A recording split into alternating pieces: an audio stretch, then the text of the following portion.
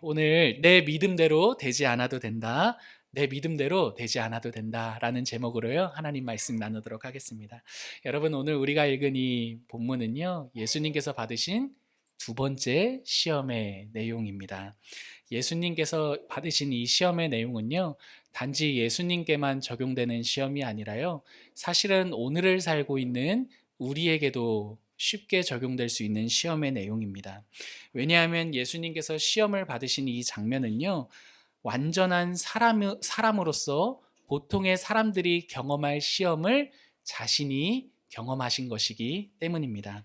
그런데 여러분, 오늘 두 번째 이 시험을 딱 대하는데 한 가지 의문점 떠오릅니다. 무엇이냐 하냐면, 과연 이 두 번째 시험의 이 내용이 시험이라고 할 수 있을까라는 의문이죠.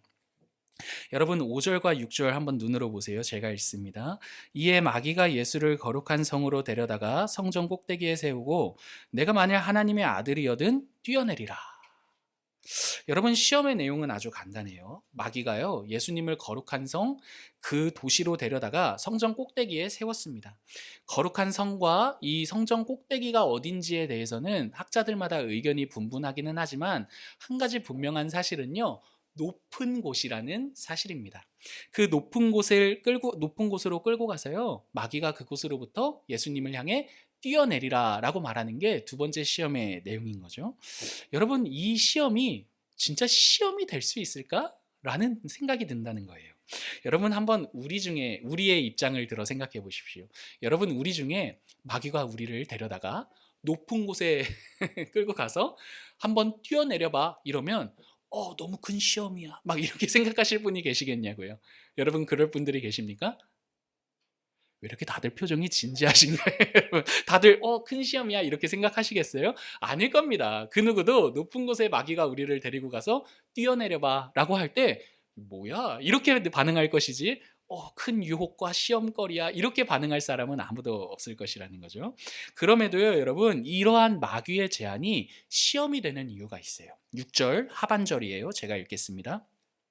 그가 너를 위하여 그의 사자들을 명하시리니, 여기서 그는 하나님이세요. 하나님이 너를 위하여, 너는 예수님이신 거죠. 하나님이 너를 위하여 그의 사자들을 명하시리니 그 사자들이 손으로 너를 받들어 발이 돌에 부딪히지 않게 할 것이다. 여러분, 이 말이 무슨 말이냐 하냐면요, 이런 겁니다. 야, 마귀가 말하는 거예요. 예수님께. 야, 너 믿음을 가지고 한번 뛰어내려봐. 하나님께서 구약 성경에 보면 하나님께서 너를 위하여 사자들을 보내서 보호하실 것이라고 말하지 않았어? 그거야말로 너가 하나님의 아들이라는 증거가 될 수 있을 거 아니냐? 너의 믿음대로 하나님께서 응답하시는지 안 하시는지 한번 보자. 여러분, 이게 오늘 이 6절의 내용이라는 거예요. 여러분, 이 말이 시험이 되는 이유는요, 그 마귀의 그 말뿌리 안에 하나님이 너의 믿음대로 움직여야 돼.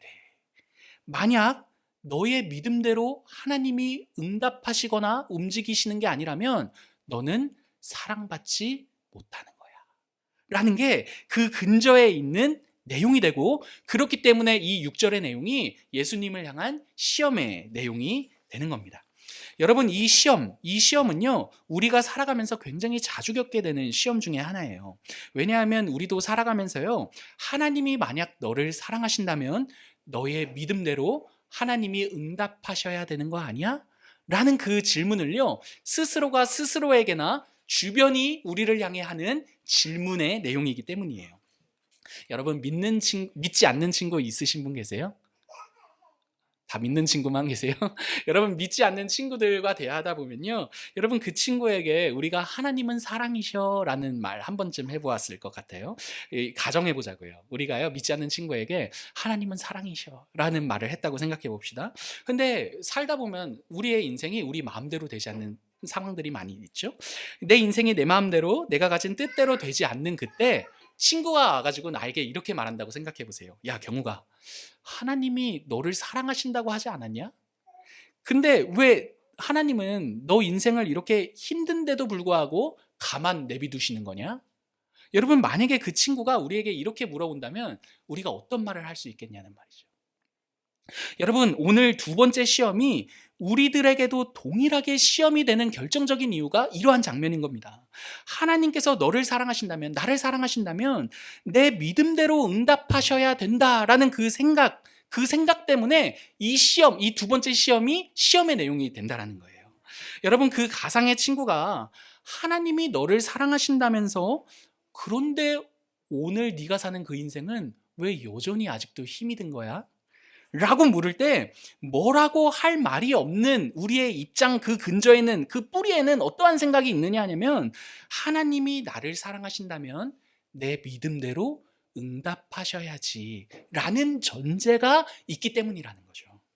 여러분, 그래서 만약 이러한 전제, 하나님이 만약에 나를 사랑하신다면 내가 믿는 대로, 내가 바라는 대로, 내가 기도하는 대로 응답하셔야만 해 라는 그 전제가 우리 안에 있다면, 우리가 하나님에 대해 갖게 되는 두 가지 감정이 있어요.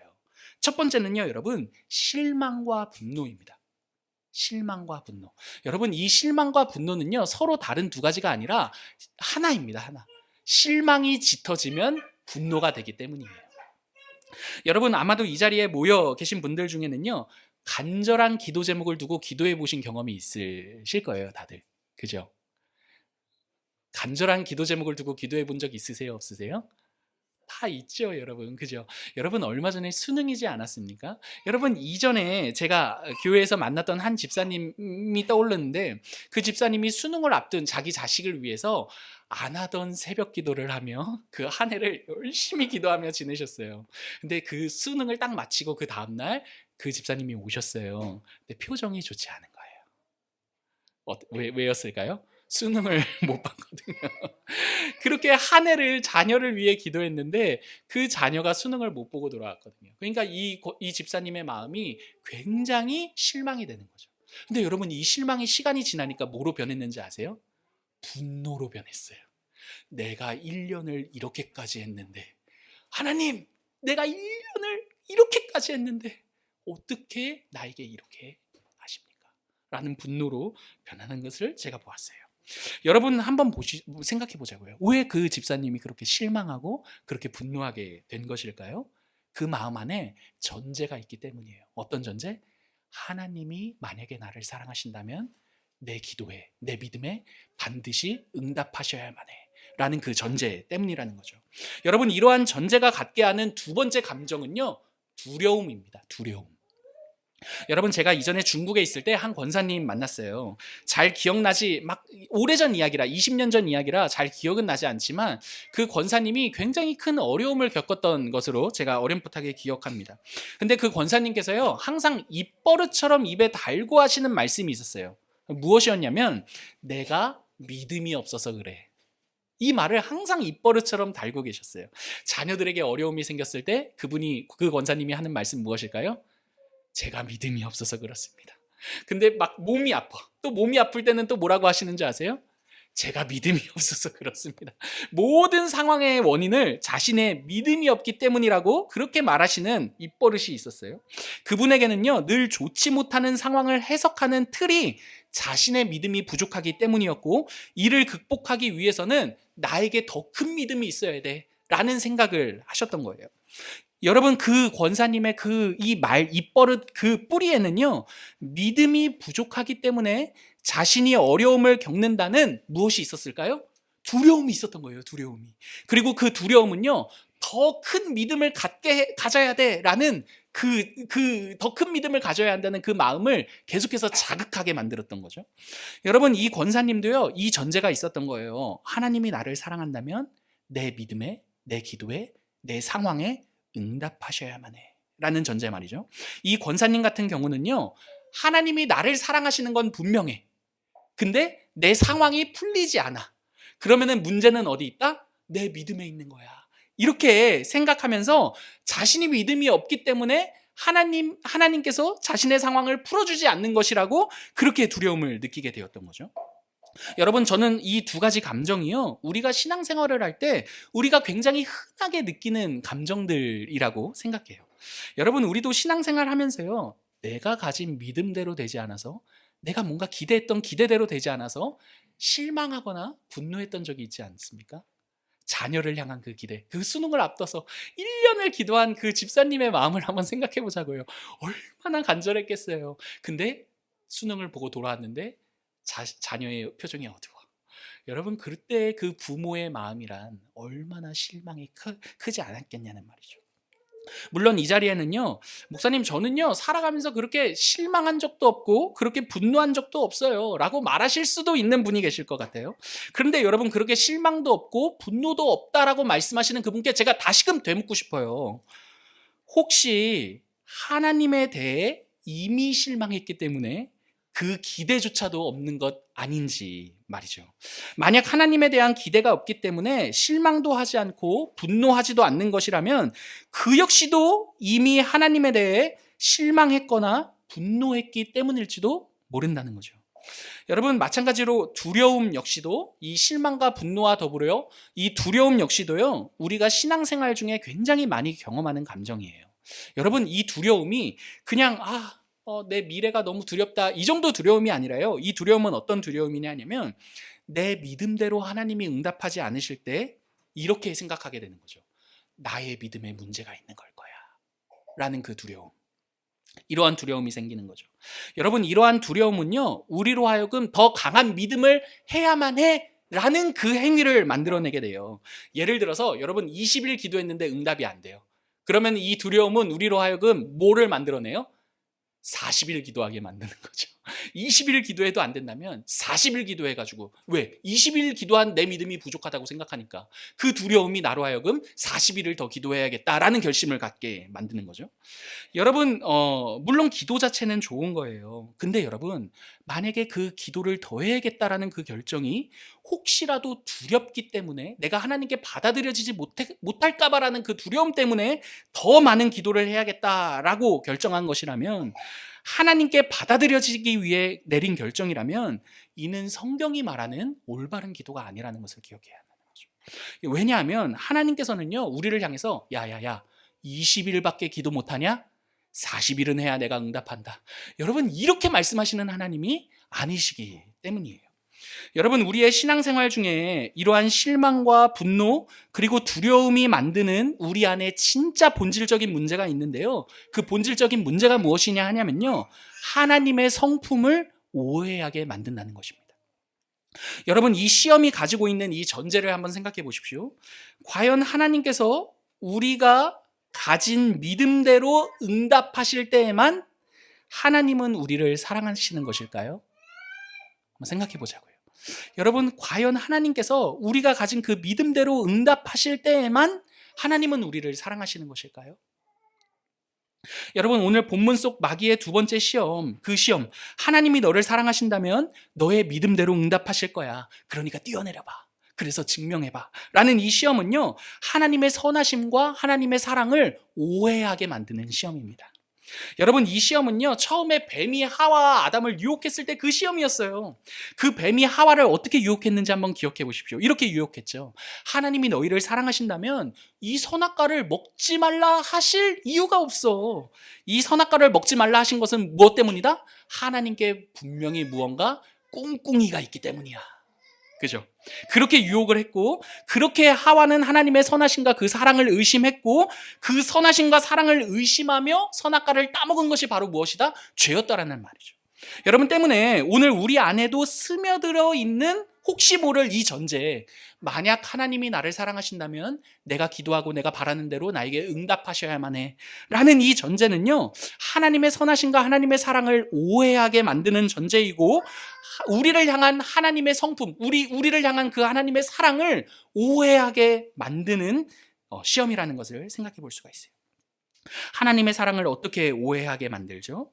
내가 기도한 대로 응답되지 않았다라는 사실을요, 하나님께로부터 거절받았다라는 그 거절감을 갖게 만들어요. 하나님께서 내 기도에 거절하셨구나.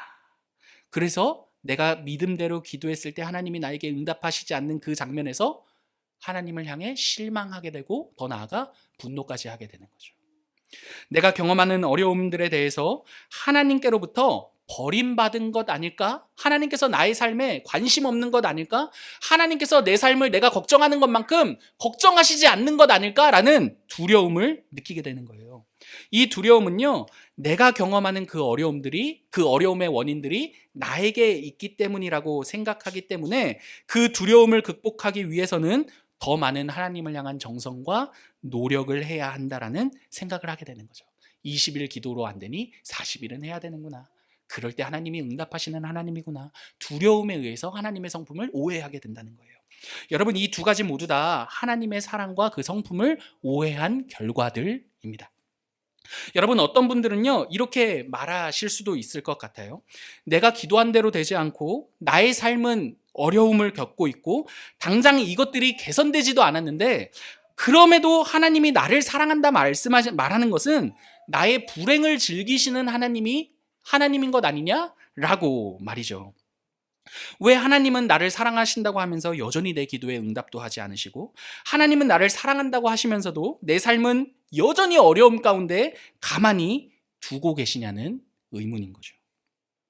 여러분, 이에 대해서 답을 한다면요, 여러 가지 이야기들을 할 수 있겠지만요, 그 전에 분명한 사실을 한 가지는요, 하나님은 우리의 불행을 기뻐하시거나 즐기시는 하나님은 절대 아니라는 사실이에요. 무엇보다도 성경이 이를 너무나 확실하게 증거하고 있죠. 그죠, 여러분? 여러분, 성경은요, 하나님이 우리의 불행을 즐거워하지 않으시는 분이라는 그 결정적인 증거로서 우리들에게 말해주는 것은 바로 오늘 본문에서와 같이 우리를 위해 시험 받으신 예수 그리스도가 그 증거라고 말해주는 거죠. 여러분, 어떠한 의미에서 하나님께서 우리의 불행을 즐거워하지 않으시고 기뻐하지 않으시는 분이시라는 그 결정적인 증거가 무엇입니까? 우리를 위해 시험 받으신 예수 그리스도가 그 결정적인 증거라고 말해줍니다. 여러분, 예수님께서요, 우리를 위해 받으신 이 두 번째 시험은요, 사실 예수님의 공생에 전반적으로 줄곧 따라다녔던 시험이라는 것을 알 수가 있습니다. 마태복음 26장 38절과 39절 한번 같이 읽어보실까요? 마태복음 26장 38절과 39절 PPT가 준비되어 있습니다. 같이 읽어볼게요. 시작. 내 마음이 매우 고민하여 죽게 되었으니 너희는 여기 머물러 나와 함께 깨어 있으라 하시고, 조금 나아가 얼굴을 땅에 대시고 엎드려 기도하여 이르시되, 내 아버지여, 만일 할만하시거든 이 잔을 내게서 지나가게 하옵소서. 그러나 나의 원대로 마시옵고 아버지의 원대로 하옵소서. 여러분, 예수님께서요, 이 장면에서 기도하실 때 자신의 기도가 응답받고 만약에 신나는 기도였더라면 38절 보십시오. 고민하여 죽게 되었다라고 말씀하지 않으셨을 거예요. 실제로 예수님은요, 어떻게 기도하셨느냐 하냐면요, 이 잔을 내게서 지나가게 해달라고 기도하셨죠. 그러나 여러분, 예수님의 이 간절한 기도는요, 그 기도의 응답을 받았습니까? 못 받았습니까?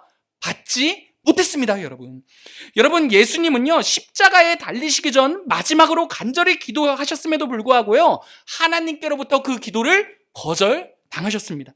그러니 이때에도 두 번째 시험이 당연히 예수님을 향해 따라왔겠죠. 너의 간절한 기도에도 하나님이 이렇게 응답하지 않으시는데 하나님이 너를 사랑하는 게 맞느냐라고 말이죠. 여러분, 이 두 번째 시험은요, 여기서 끝이 아니었습니다. 예수님께서 십자가에 달려 마지막으로 외치시는 그 장면에서도 예수님을 향해서 이 두 번째 시험이 따라붙었어요. 27장 46절입니다. 27장 46절 같이 한번 읽어보겠습니다. 시작. 제9시쯤에 예수께서 크게 소리질러 이르시되, 엘리 엘리 라마, 이는 곧 나의 하나님 나의 하나님 어찌하여 나를 버리셨나이까 하는 뜻이라. 여러분, 예수님의 그 십자가에서의 마지막 외침이 무엇이었습니까? 하나님 어찌하여 나를 버리셨나이까 라는 외침이었어요. 예수님은요, 하나님께로부터 무엇까지 당하셨습니까? 버림까지 당하신 거죠. 여러분, 분명 그때에도 예수님을 향해 두 번째 시험은 찾아왔을 거예요. 이렇게 말이죠. 너가 이렇게 버림을 받는데, 이렇게 버림을 받는 상황인데 하나님께서 너를 사랑하시는 것이 과연 맞느냐고 말입니다. 여러분, 그러나 우리가 아는 것처럼요, 예수님은 이 모든 시험을 이기셨죠. 주 너의 하나님을 시험하지 말라라고 말씀하신 것처럼 예수님께서는요, 그 선하심, 하나님의 선하심과 사랑을 너의 입맛대로 해석하지 마라라고 그 시험을 이기셨어요. 예수님은요, 자신의 기도가 거절받는 그 순간에도 성부 하나님께로부터 버림을 받는 그 마지막에서도 하나님의 사랑을, 하나님의 선하심을 의심하지 않으셨다라는 말이죠. 여러분, 예수님은요, 그 실망과 그 두려움으로 하나님의 성품을 오해하지 않으셨습니다. 하나님의 선하심을, 그 사랑을 끝까지 신뢰하심으로 그 시험을 이기셨다라는 말입니다. 여러분, 이 내용이 중요한 이유가 있어요. 왜냐하면 예수님께서 이기신 이 시험의 내용이 바로 우리를 위한 승리이기 때문입니다. 사랑하는 성도 여러분, 생각해 보십시오. 예수님께서 왜 하나님께로부터 자신의 간절한 기도를 거절받으시고 왜 예수님께서 하나님께로부터 그 버림을 받게 되신 것입니까? 여러분, 생각해 보십시오. 예수님은 하나님이시기 때문에 성부 하나님께로부터 자신의 간절한 기도를 거절받을 이유도 없으시고, 사실은 성부 하나님께로부터 영원전부터 하나였기 때문에 버림받을 이유도 없으신 분이시죠. 그분이 거절을 당하시고 그렇게 버림을 받으신 이유는 단 하나입니다. 왜 그렇게 거절과 버림을 받으신 것입니까? 그럴 이유가 없으신 그분이 바로 저와 여러분을 위해서인 거죠. 우리를 위해서 그분이 그 거절과 그 버리심을 받으신 것이라는 말입니다. 여러분, 예수님은요, 우리가 하나님께로부터 거절받아야 할 거절을 그분 자신이 대신 받으셨고요, 예수님은요, 우리가 하나님께로부터 버림받아야 할 그 버림을 자신이 대신 받으신 분이시죠. 그리고 그 거절과 버림에서도 끝까지 하나님의 사랑과 그 선하심을 의심하지 않으심으로써 그 쟁취하신 승리를 우리의 승리로 우리에게 안겨다 주신 분이십니다. 여러분, 우리가 하나님께로부터 영원히 거절받지 않으며 그 하나님께로부터 영원히 버림받지 않을 수 있다는 확신이 바로 여기에 있는 겁니다. 그래서 우리는 우리의 기도가 응답되지 않을지라도 우리가 하나님께로부터 거절받은 것이 아니라는 것을 알 수가 있는 것이죠. 우리가 본래 받았어야 할 그 모든 거절을 누가 받으셨기 때문에? 예수님이 받으셨기 때문입니다. 여러분, 혹자는 여기서 이렇게 생각하실지도 모르겠어요. 왜 예수님이 거절을 받으셔? 왜 예수님이 그렇게까지 하셔야 돼? 이렇게 생각하실지 모르겠어요. 그런데 여러분, 죄인은 하나님께로부터 거절받을 수밖에 없는 존재입니다. 더 나아가 우리가 경험하는 어려움들이 하나님께로부터 버림을 받은 게 아니구나 라고도 확신할 수 있는 거죠. 왜요? 예수님께서 우리가 하나님께로부터 버림받았어야 할 그 버림을 자신이 완전히 대신 받으셨기 때문입니다. 여러분, 이미 예수님께서 우리가 받아야 할 그 거절과 그 버림을 자신이 대신 받으셨는데, 여러분, 우리가 하나님께로부터 거절받을 이유와 버림받을 이유가 있습니까? 없습니까? 없더라는 겁니다. 여러분, 예수님은요, 자신이 거절당하심으로써 우리를 하나님께 영원히 응답받는 자로 만드셨고요, 자신이 우리를 대신해 버림받으심으로써 하나님과 영원히 우리를 함께하는 자로 만드셨습니다. 누가요? 우리 예수님이 말입니다. 사랑하는 성도 여러분, 그래서 우리는요, 설령 우리의 기도가 응답받지 못할 그때에도, 우리의 삶이 여전히 어렵다 말하는 그때에도 누구의 사랑을 의심하지 않을 수 있습니까? 하나님의 사랑을 의심하지 않을 수 있는 거죠. 그래서 우리가 경험하는 수많은 시험들 사이로요, 우리는 우리 자신을 탓하지 않을 수 있고 누군가를 탓하지 않을 수 있으며, 더 나아가 하나님을 향해 실망하지 않을 수 있고, 그리고 두려워하지 않을 수도 있는 사람들인 거죠. 누구 때문에요? 예수님 때문에 말입니다. 여러분, 말씀을 마치겠습니다. 사랑하는 성도 여러분, 하나님은요, 우리를 사랑하시는 하나님입니다. 여러분, 하나님의 사랑을 우리가 그거 누가 모르냐라고 말할 것 같지만, 여러분, 우리는 하나님의 사랑과 그 선하심을 제한하며 신앙의 여정을 걷고 있다는 것을 우리 스스로가 보게 될 것입니다. 어떨 때요? 그 예수님이 거절받기까지 우리를 사랑하셨다라고 쉽게 믿어지지가 않거든요. 그러니까 어떤 선택을 해요? 날마다 하나님께 기도를 했음에도 나의 기대대로, 나의 믿음대로 응답받지 못한다고 생각할 때 하나님께로부터 거절받는 것 같아 실망하고 분노하는 그 장면. 그게 예수님이 우리를 대신해 모든 거절을 받으셨다라는 그 사랑을 신뢰하지 못하기 때문에 일어나는 내용이라는 거죠. 여러분, 우리의 믿음대로 되지 않을지라도요, 우리가 기도한 대로 되지 않을지라도요, 더 나아가 여러분, 우리의 믿음이 없을 때에도요, 하나님이 우리를 여전히 사랑한다라고 확신할 수 있는 이유는 예수 그리스도 때문입니다. 우리가 아직 죄인 되었을 때에, 우리가 아직 원수 되었을 때에 그분은 이미 우리를 사랑하셨습니다. 그 증거가 그분이 우리를 대신해 받으신 그 거절과 십자가에서의 버림받으심이라는 것을 기억하시기를 바랍니다. 여러분, 예수님께서요, 우리가 가져야 할 그 실망과 분노와 그 모든 두려움을요, 자기가 대신 받으셨습니다. 그리고 우리에게는요, 그 시험의 승리를 가져다 주셨습니다. 어떠한 승리입니까, 여러분? 우리가 어떠한 문제와 연약함을 가지고 있든지 하나님은 여전히 우리의 삶에 유효할 것이다 라는 승리입니다. 그 승리가 우리로 하여금 시험을 당하는 우리에게 여전히 그럼에도 불구하고 하나님은 나를 사랑하신다라는 생각을 할 수 있는 용기를 주고요. 그리고 그 승리가 우리로 하여금 하나님의 뜻을 따라 살고 싶게 만들며 살 수 있는 힘을 줍니다. 그러므로 사랑하는 성도 여러분, 우리가 시험을 당할 때요, 우리가 가장 먼저 해야 할 그 일은요, 기도를 열심히 하는 것도 아니고요, 우리의 행위를 더 강화하는 것도 아니고요, 우리를 위해 하나님께 거절당하셨으며 우리를 위해 하나님께로부터 버림받으신 그 예수 그리스도를 더 기억하고 바라보는 것입니다. 여러분, 그분은 우리를 사랑하시기에 거절당하셨고요, 버림받으셨습니다. 그 사랑으로부터 우리를 끊을 수 있는 것은 아무것도 없습니다. 그래서 바울이 로마서 8장에서 뭐라고 이야기합니까? 그리스도 예수 안에 있는 하나님의 사랑으로부터 우리를 그 무엇도 끊을 수 없으리라. 여러분, 아멘 하셔야죠. 네, 여기서 그렇게 뜬 눈으로 저를 보고 계시면 어떡합니까? 여러분, 이 사랑에 우리가 모두가 고백하는 것 아닙니까? 그러므로 우리의 믿음대로 되지 않는다 해서 실망하지 마시기를 바랍니다. 여러분, 우리의 믿음대로 되지 않는다고 실망하지 마시기를 바랍니다. 더 나아가 우리가 바라는 대로 왜 하나님은 응답하지 않는 것이냐는 그 분노와 그 두려움으로부터 돌아서시기를 바랍니다. 우리를 향해 자신의 사랑을 쏟아부으시는 그 하나님을요, 그리스도 예수 안에서 우리 역시도 마음껏 사랑하며 마음껏 기뻐하며 마음껏 순종하며 그분의 아름다우심을 마음껏 찬양하며 신앙의 여정을 걸어가는 저와 여러분 되기를 간절히 기도합니다. 그 사랑을 우리에게 확증하신 예수 그리스도를 함께 찬양하겠습니다.